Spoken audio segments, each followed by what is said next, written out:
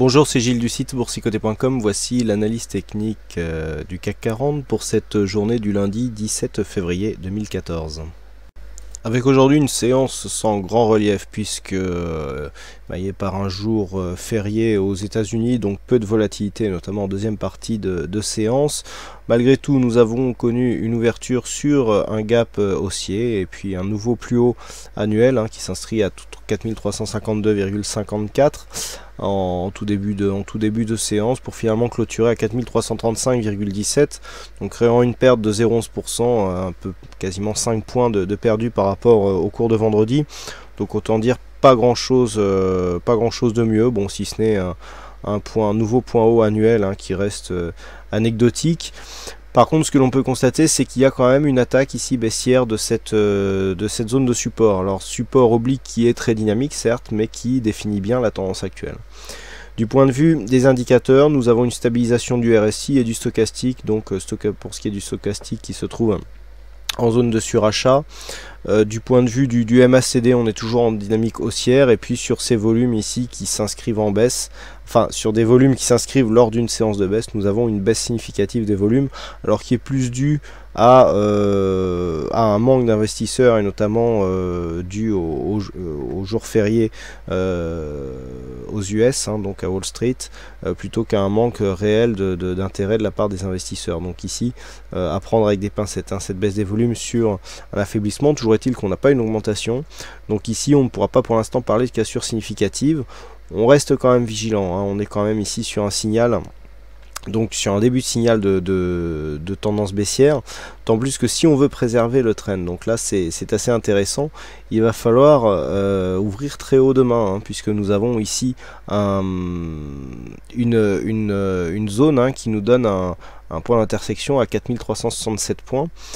Donc bien, si on veut préserver la tendance demain, il va falloir dans la nuit trouver des forces pour aller ouvrir demain à ces niveaux là, puisque ce n'est pas gagné pour l'instant, donc ça fera un nouveau gap haussier. Même si nous en avons eu un aujourd'hui, il a été comblé, nous l'avons vu.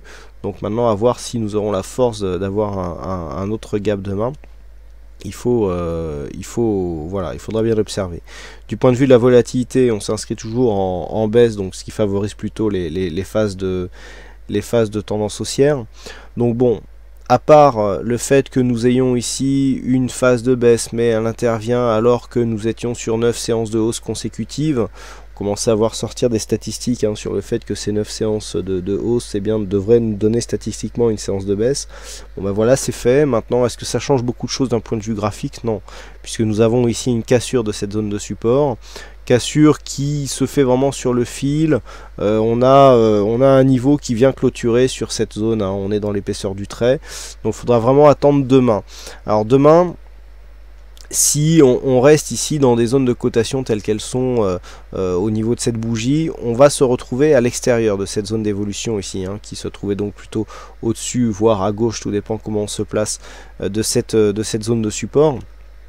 Si on ouvre sur la même zone, il y aura nettement une rupture, puisque même si on revient, déjà on a vu qu'il faudrait faire énormément de chemin, alors à moins qu'il y ait une annonce, etc., où ça on ne peut jamais être très sûr, mais on risque d'ouvrir effectivement en phase de rupture par rapport à la dynamique, et dans ce cas-là, il faudra vérifier effectivement les consolidations. Alors dans l'optique de cette éventuelle rupture, on peut tracer ici un retracement de Fibonacci qui nous donnera, je dirais, les points de retournement si les cours s'inscrivent à la baisse. On voit que dans l'état actuel des choses, étant que 4352,50 est le plus haut de cette tendance, nous avons une zone ici à 23,6% qui se trouve à 4288 points. Alors 4288, c'est une zone connue, on n'est pas loin ici de cette zone des 4286 qui a été une zone relais sur la tendance, puisque nous avions un gap ici qui nous a permis de franchir cette zone qui a été comblée par la suite.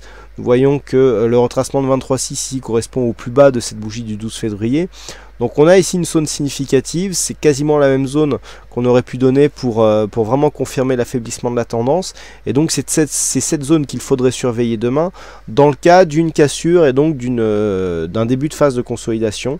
Et en tout cas pour les prochains jours, je le répète, tant que 4352,50 et le point haut de la tendance, eh bien il n'y aura pas de consolidation tant que 4288,4 ne sera pas cassé à la baisse. Et dans ce cas, nous aurions un premier objectif encore une fois sur une zone d'évolution connue, puisque c'est cette zone ici des 4249 points qui représente le retracement des 38,2% de Fibonacci.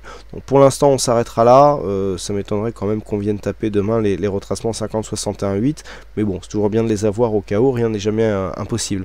Donc pour demain, tant qu'on reste ici dans cette zone, je dirais le scénario privilégié, c'est une sortie ici avec une évolution en range entre 4309, cette fameuse zone des 4309, et 4355 points. 4355 points ne constituerait pas une phase d'invalidation dans le sens où on casserait le plus haut, puisque c'est une zone de résistance majeure, hein, qui était un point haut majeur donc sur 2013. Là on est sur un point haut 2014, mais qui vient casser d'un point à peine le précédent point haut.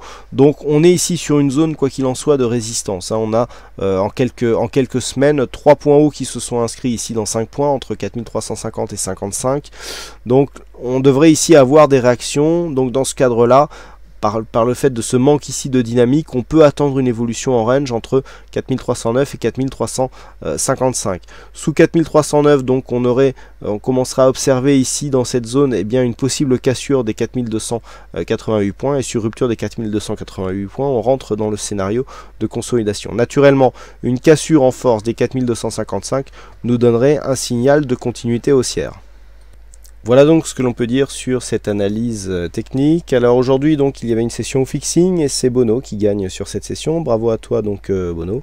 Et puis quant à moi, il ne me reste plus qu'à vous souhaiter à toutes et à tous une bonne soirée, bonne chance dans vos prochains trades, et on se donne rendez-vous dès demain pour d'autres analyses techniques en vidéo. Bonsoir à tous.